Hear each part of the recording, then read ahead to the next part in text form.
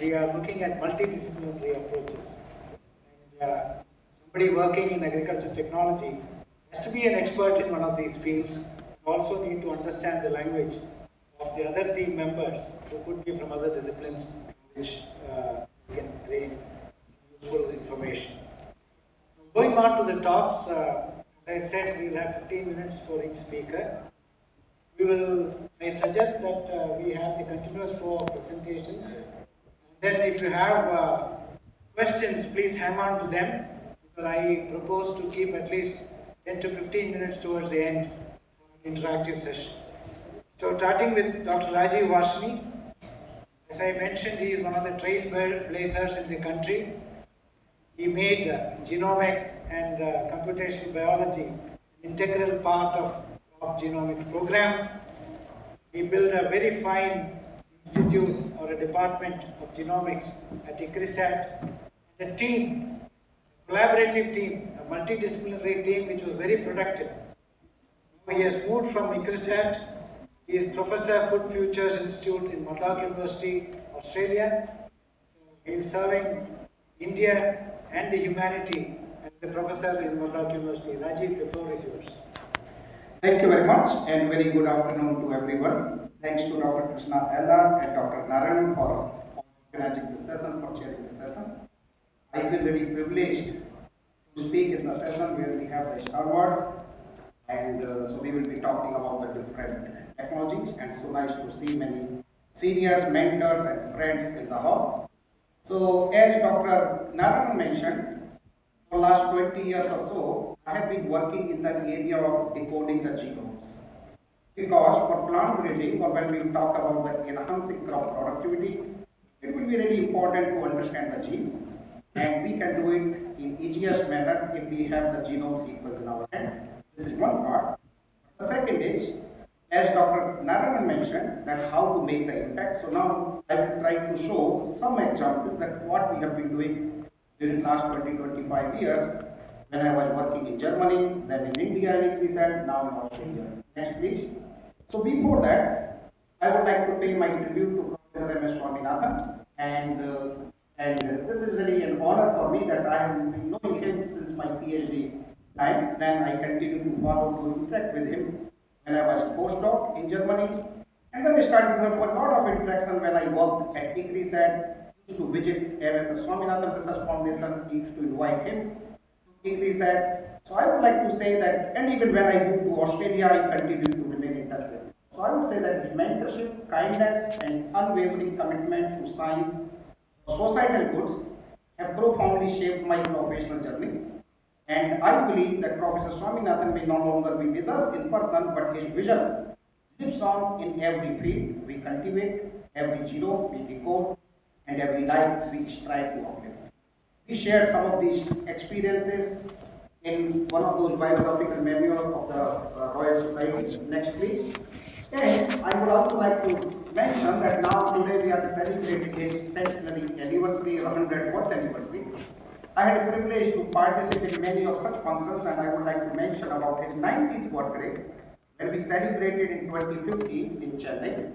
I had the privilege to decode the genome of Professor Swaminathan, so means that I have not been sequencing the genomes of crops only, but even Professor Swaminathan, when he visited our lab in 2003 or 4, his permission, we took the blood sample, we worked the CCMB, and we ran his genome at our machines. And then I interpreted some of these results, including the presence of Professor Bruce Alberts, who is also sitting here. We have been reading the books of Professor Bruce Alberts as well. So when I handed over the genome and I explained some of the unique trait what Professor Swaminathan had, and then he mentioned, when I was working on my PhD, I began to understand the double helical structure of DNA, but I never imagined that I would one day hold the fully decoded sequence of my own genome in my hands. So such moments and interactions have served as a beacon of inspiration for countless young minds, including me, in agricultural sciences, both in India and internationally. Next, please. And then, when he passed away, I had paid my tributes in number of articles, in number of those blogs, etc. Next, please. And the similar kind of thing, either these are the NASc books or maybe other different book chapters. Next, please. So now coming back to this most important point, as we are celebrating his legacy, his contributions on this 100th anniversary, we would like to mention, and Dr. Narana also mentioned, many of us have been sequencing the genomes, which is good science, can give you nice paper, which is fine, but our emphasis was how we can integrate advanced genome science for crop improvement, how we can develop improved varieties which can contribute towards the food security and nutrition security in developing countries, including India and many countries in Africa. So what we have been doing is that we have been integrating the genomics to develop the varieties which are having the disease resistance, pest resistance, environmental stress tolerance, have the high level of nutrition, high level of the productivity and sustainability, so that we can continue or we can contribute to that, fulfill that sustainable development goals. Next please. So with this objective, and at that time point, I'm talking about 2003, 4 or 5, that 2005 especially when I joined ICRISAT, many crops on which ICRISAT used to work, we did not have even the genetic map or get the genome sequence. And this was only 2000 that when we had the first rice genome. So what we thought, let's work in this direction, we started to decode the genomes. And I feel really privileged to develop the teams and collaborators of etc. around the world, including here in India. And so far, just when I was coming here, I thought let me count that how many genomes we have decoded so far. And I'm so happy to say that our lab has already led or contributed genomes for more than 19 crop species. So this is a, thank you, and this is a big feat. And the next thing is that nowadays as technology continuously advancing, that now we will talk a little bit later that what is the pen genome. Pen genome says that just one genome, sequencing one genome will not provide the genes for the traits in which different readers are interested. We need to sequence multiple genomes and to understand the gene repertoire act of that particular species so that we can understand the genetic variation in the breeding population. And now we have been developing the pen genome, and we have developed pen genomes for about 8 crop species, including very complex crop. Next please. So what we have done that once we have done this genomes and pen genomes, and we have been integrating them in the crop improvement. I mentioned many crops. I cannot give the examples of all the crops. I would like to just mention few examples in one crop only, chickpea, but we have done similar kind of thing in many crops. So let's talk about chickpea. Chickpea is very important pulse crop, important crop for the proteins, and we know that India is a major producer, but India is also major importer as well, and this crop is grown in many developing countries as well. One of the key production constant in chickpea is drought.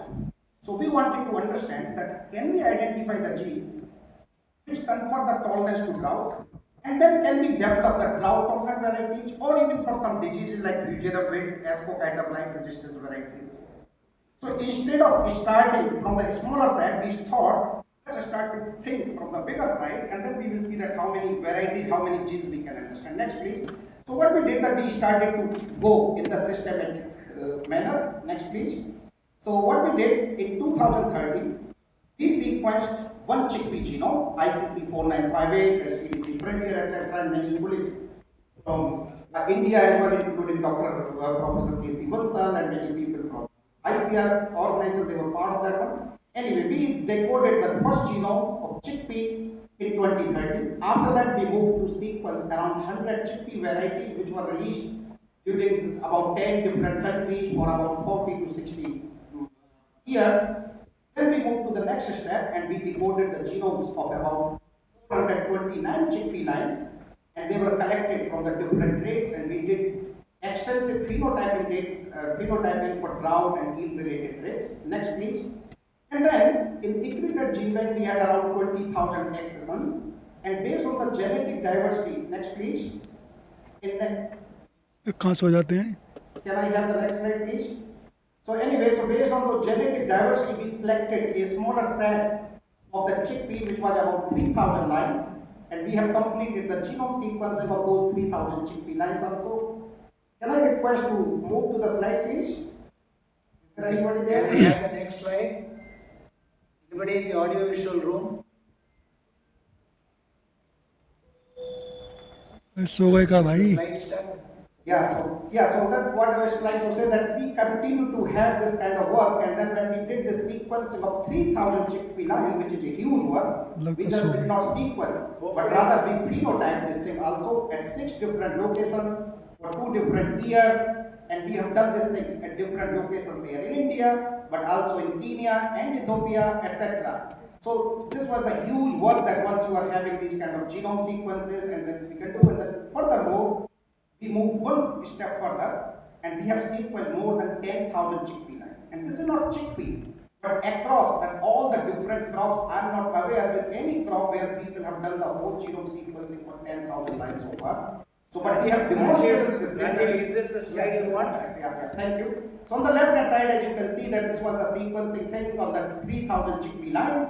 And then based on these 3,000 chickpea, we have identified several traits: drought tolerance, genes for drought tolerance, fusion weight, escocytobline, etc. And then we moved for about 10,225 chickpea lines. And here we have done much more comprehensive analysis. Dr. Krishnan mentioned about the AI. We are using in this data set machine learning and AI approaches that can be predict the phenotype for those lines even where we have not put them in the field, but we will be using the data sets from the other side. So this is the way that things are done. Anyway, friends, what I wanted to mention from these different genome sequencing initiatives in the phenotyping, you are able to catalog large number of genes for different traits.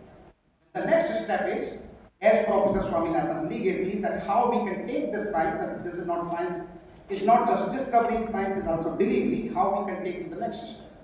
What we did next, please, what we did so based on these things, this is one example of the drought tolerance, and we identified a QTL hotspot in chromosome number 4, which contains several genes which can contribute up to 56% of the phenotypic variation for drought tolerance. So we have identified that one.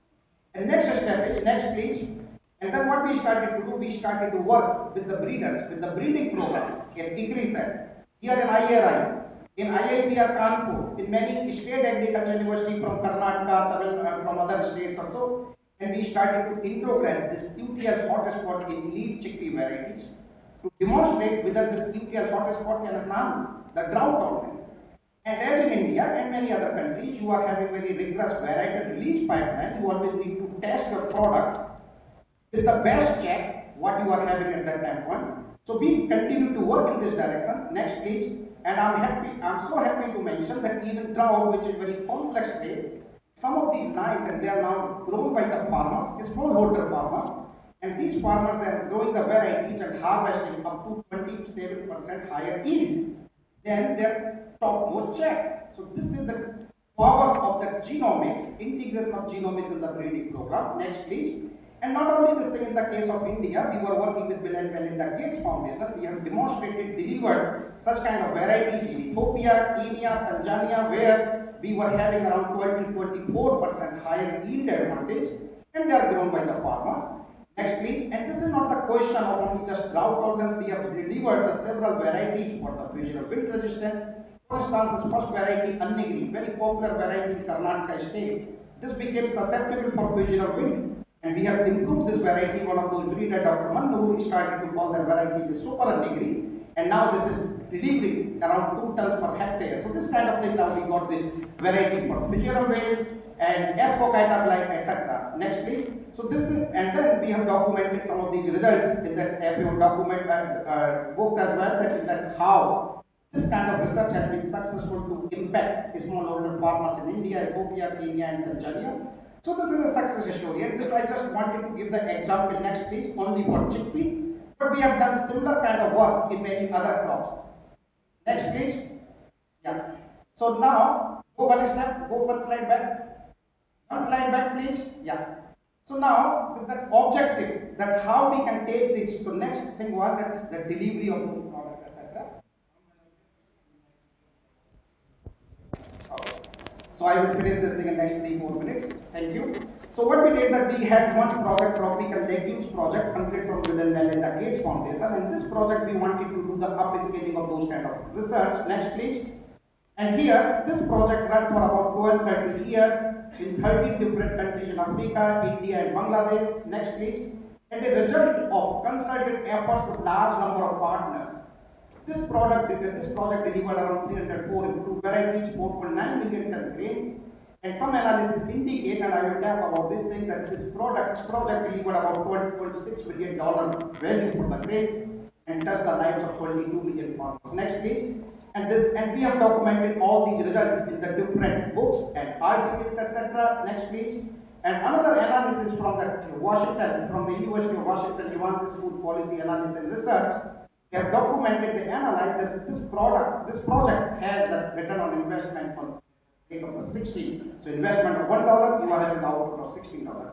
Next please. So for this kind of work, increase at my previous organization, we got Africa Food Prize as well. So this is that how the genomics, plant breeding, seed system, they can work together. Next please. Now, the next thing is that where we would like to go, because this session for the new technology for agriculture. We have done a lot of genomics work. Now with the genome sequencing area, we are moving next step. So we are going now telomere to telomere genome, T2T genomes. We are working right now on wheat, where we are sequencing, developing 100 wheat variety genome, T2T genome. Next please. And this is now the another thing is spatial omics. And this paper just appeared today in the Trends in Biotechnology with the cover article. And what is this spatial omics is this combining genomics, transcriptomics, proteomics, and metabolomics, spatial information to study the location of molecules within a tissue or cell. And in that way we will be able to handle even the complex problem for the plant breeding such as yield or so. Next please.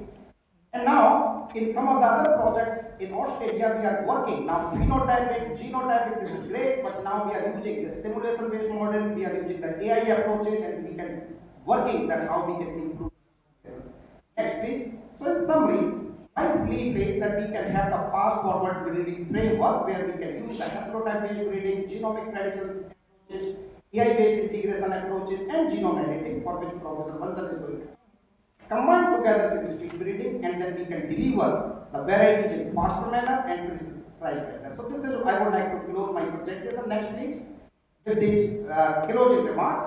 So with the objective to carry forward a remarkable legacy of Professor Swaminathan, I think as we reflect on the life and legacy of Professor Swaminathan on 100th birthday anniversary today, let us carry forward the torch he so brilliantly ignited, and honoring his memory means continuing the journey he began, a journey toward a world where no one sleeps hungry, and he exemplified how science can serve humanity and how research can be purposefully driven to solve real-world challenges. His legacy continues to inspire scientists, policymakers, and change makers across the globe to confront the pressing issues for our time, climate change and food insecurity, to sustainable and inclusive agriculture. Let's walk this path with the same compassion, courage, and conviction that define his life.